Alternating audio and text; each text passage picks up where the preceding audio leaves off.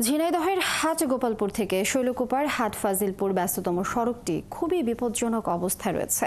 অতিবৃষ্টিতে কোদালিয়া এলাকায় রাস্তা ভেঙে খালের পেটে চলে গেছে। এতে প্রায় ঘটছে দুর্ঘটনা। যানবাহন পার হওয়ার সময় সৃষ্টি হচ্ছে যানজট। এলজিডি কর্তৃপক্ষ বলছে শিগগিরই শুরু হবে সংস্কার।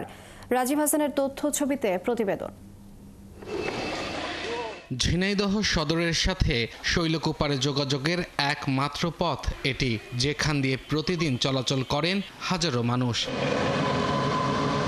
এই পথের কোদালিয়া অংশে চলাচলকারীদের সতর্ক করতে সড়কের মাঝখানে দেওয়া হয়েছে বাঁশের বেড়া।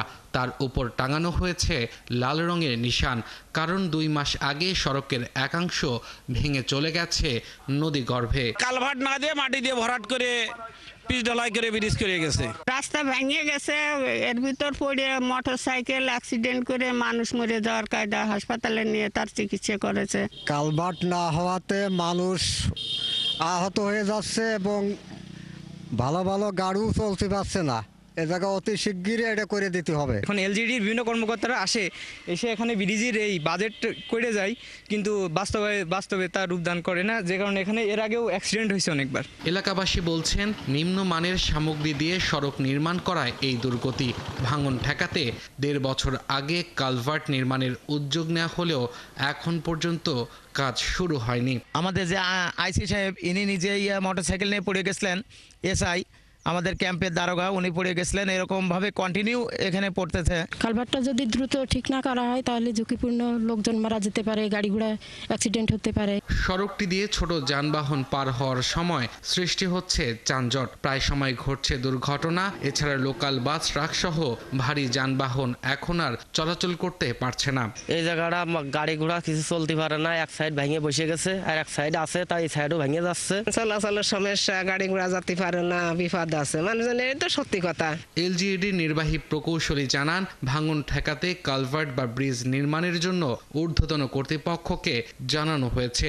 অনুমোদন পেলে কাজ শুরু হবে। এলজিডি ডিজাইন ইউনিট থেকে প্রকৌশলী এসে তারা এখানে বিভিন্ন ইনফরমেশন নিছে এবং তারা এখানে একটা বক্স কালভার্ট, কি সাইজের কালভার্ট দিতে হবে এটা ডিজাইন চলছে।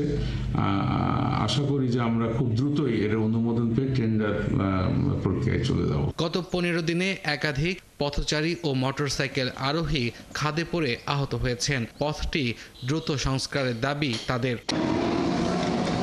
আব্দুল আল মামুন, 71। দর্শক, এই বিষয়ে বিস্তারিত জানাতে আমাদের সাথে যুক্ত হচ্ছেন সহকর্মী রাজীব হাসান। রাজীব, যে বিষয়টি আপনার কাছে জানতে চাই, রাস্তাটির সবশেষ সংস্কার কবে হয়েছিল, মানুষের কেমন দেখছেন ভিড় সেখানে, এবং এ নিয়ে আসলে এলজিডি কর্তৃপক্ষ কি বলছেন? লিনিয়া, নিশ্চয় আপনি জানেন, ঝিনাইদহ সদর উপজেলার হাট গোপালপুর থেকে শৈলকুপা উপজেলার হাট ফাজিলপুর হয়ে শৈলকুপা উপজেলা শহরে মিলিত হয়েছে এই আঞ্চলিক সড়কটি। গত 7 থেকে 8 বছর আগে সংস্কার করা হয়েছিল এলজিডি বিভাগের পক্ষ থেকে এই সড়কটি। গত 2 মাস আগে অতিবৃষ্টির কারণে এই সড়কের কুদালিয়া নামক স্থানে আগের যে কালভার্ট ছিল, সেই ছোট একটি কালভার্ট ছিল, সেই কালভার্টের উপরে মাটি দিয়ে আসলে রাস্তাটি সংস্কার করা হয়। সংস্কার করার কারণেই এই সড়কটি কিন্তু অতিবৃষ্টিতে ধসে পড়েছে। যার রাস্তার একাংশ যদি ক্যামেরা পার্সনের মাধ্যমে দেখাতে চাই, এই ব্যস্ততম সড়ক দিয়ে ঝিনাইদহ সদর শৈলকুপা উপজেলার শত শত মানুষ যাতায়াত করে থাকে নিত্য প্রয়োজনীয় দ্রব্য সহ ব্যবসায়িক কাজে, ছাড়াও শত শত মানুষ বিভিন্ন যানবাহনে তাদের গন্তব্য পৌঁছায়। গত 2 মাস আগে সড়কের এমন অবস্থা সৃষ্টি হওয়ার পর থেকে অনেক মানুষ এই খালে পড়ে আহত হয়েছে এবং আহতরা এখন ঝিনাইদহ সহ বিভিন্ন হাসপাতালে চিকিৎসাধীন রয়েছে। পরে এলজিডি বিভাগের পক্ষ থেকে জানানোর পর তারা লাল কাপড় দিয়ে এবং বাঁশ দিয়ে সতর্ক বার্তা দিয়েছে। আর এই রাস্তার এই বেহাল এবং ধসে পড়ার কারণে, কালভার্টটি না হওয়ার কারণে এক পাশ দিয়ে জীবনের ঝুঁকি নিয়ে মানুষ রাস্তা পার করছে, যার কারণে মানুষের কিন্তু দিন দিন চরম ভোগান্তি পোহাতে হচ্ছে।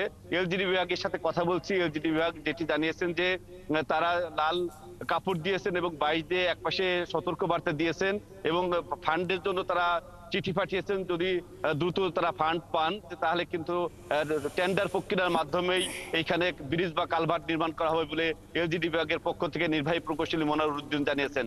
আর আমি এলাকার ভুক্তভোগী মানুষের সাথে কথা বলেছি, ভুক্তভোগী মানুষ যেমনটি জানিয়েছেন যে প্রতিদিন তারা সকালে, দুপুরে এবং রাতের বেলায় জীবনের ঝুঁকি নিয়ে কিন্তু চলাচল করছে।